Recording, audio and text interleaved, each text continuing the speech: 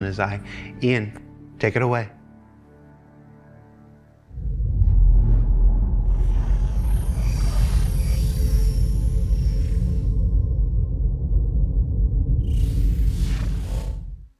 So the persistent universe has existed for over 10 years now. During that time, we've created lots of gameplay systems, we've added hundreds of locations, we've added lots of mission activities for different purposes: combat, cargo, mining, salvaging. But for combat ships, the only thing you've been able to do is fight other combat ships.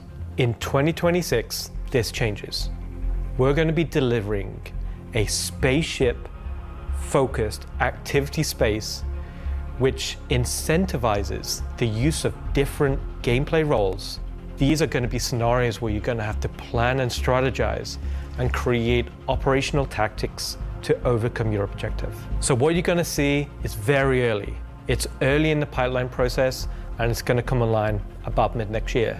But we're really excited about the content we're creating, so we want to share with you a super early look at what we're building in a space we're calling Tactical Strike Groups.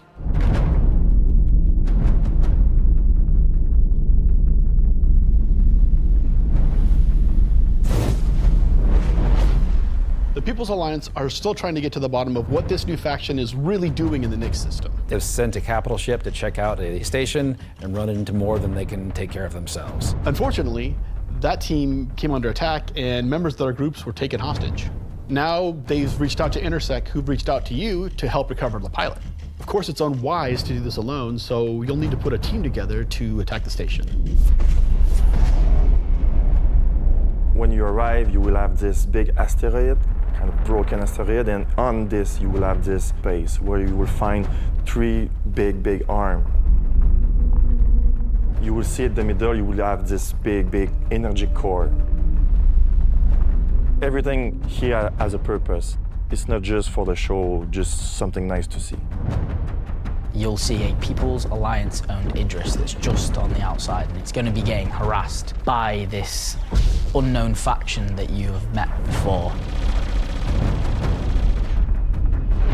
So your first objective here is to clear out the ships.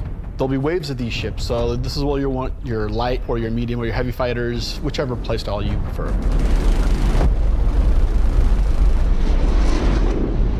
So while one part of your group is dealing with the fighters, now it's time to actually assault the station.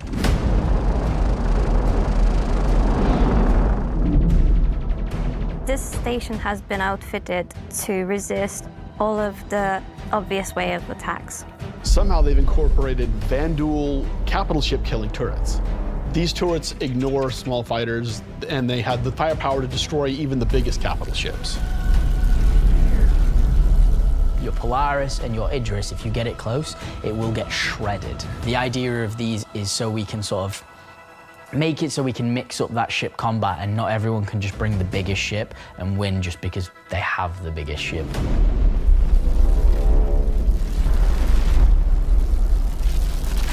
You have to send out your best pilots to navigate the superstructure and take down anything that may damage your bigger ships.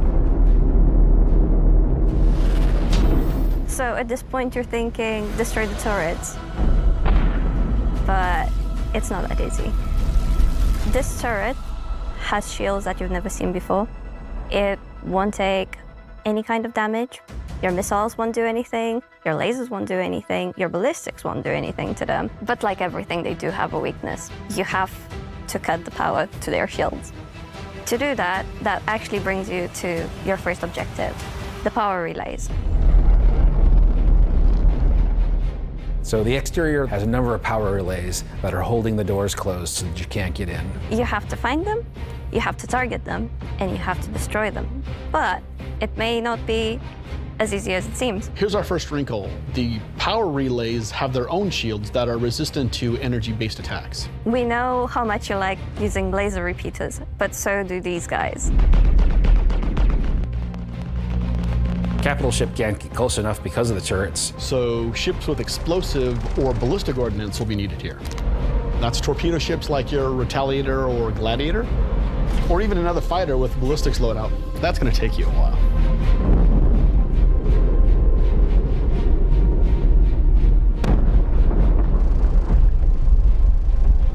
Once the power relays have been taken down, the station opens up. And this is where things get really cool. Now it's time for you to fly your ship inside the station.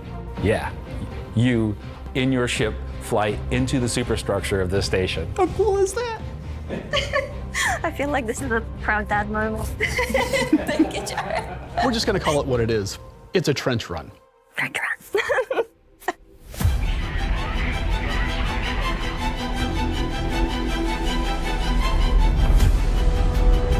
So as you enter the structure, you'll see cooling units along the sides that you'll need to take out. There's 3 arms to the station that have these trenches. You'll fly into one, and then there'll be a core in the center, and then you'll move out another trench. You're either gonna do it multiple times, or you need to bring friends. At this point, the core is still protected, so these are essentially strafing runs. There are objects to avoid. You're going to have to be able to dodge. You're going to have to move quickly. You need an agile ship. Because the shield generator that you're targeting is emitting lots of distortion damage.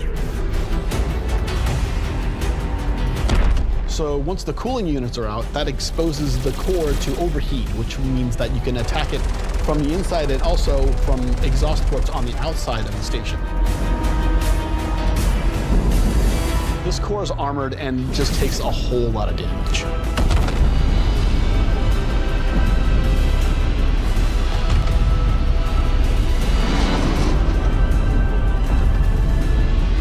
Once the power core goes down, the turrets come down, and then the capital ships can get closer. Why is that important? Because during all of this, you spend a lot of ammo and munitions and ballistics, and you're going to want to top up. This is where we're gonna get our new feature in: ship hangar refueling and rearming.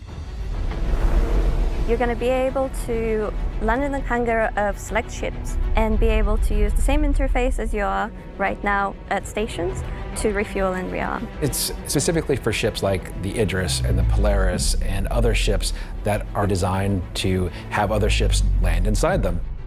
Of course, it'll be more than just those 2 ships, and you'll find out more once we get closer to release. But this is a really important feature that we're really excited to get out.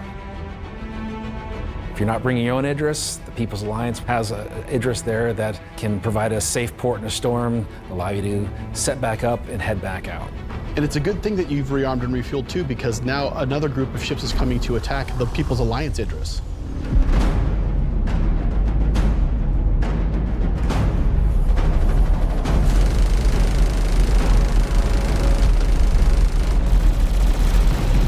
So while the fighters are protecting the Idris, what's happening at the station? Well, that's where the dropships come in. Now you've got to take a fire team in. You've got to land, you've got to fight through an onslaught of FPS enemies that belong to this unknown faction, and you've got to open a hangar door which will allow you to release captives from the station.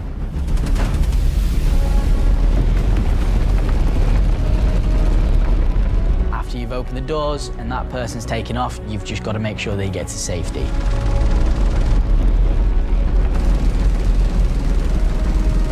So at this point, all of this sounds pretty simple, but there's an additional complication. So up until this point, it's just been you versus the enemies in the station. But the enemies in the station have their own enemies. The Vanduul neighbors, who really don't like these guys for some reason, will come in and wreak havoc on everything. And they're not going to discriminate between you and the station. They're out for blood. When you alert the Vanduul by destroying the power core that the station's now vulnerable, you're on a time limit. Vanduul are coming, they're going to come hard, they're going to keep coming. You're going to have one hell of a fight.